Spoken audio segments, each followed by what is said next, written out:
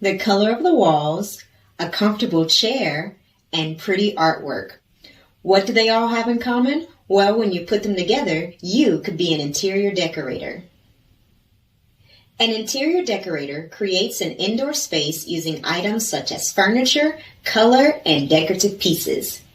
Many successful interior designers have a degree in fine arts or visual arts. Visual arts is the study of art in many areas, including architecture and design.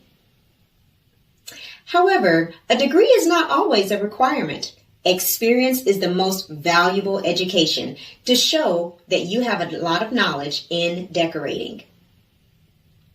To show what they've accomplished, interior decorators keep a portfolio of pictures that displays their previous work to show their next client what they have done. In addition, interior decorators can earn a certificate from various organizations that provide training in furniture, interior art, floor design, and so much more. But wait, you don't have to wait until you're a grown-up to be an interior decorator. Do you have any ideas how you could earn money with your love of art? Maybe you can draw a room design for a family member or friend to help them decide how they can bring their vision to life. But be sure to ask your parents for permission before getting started. Until then, enjoy using your imagination.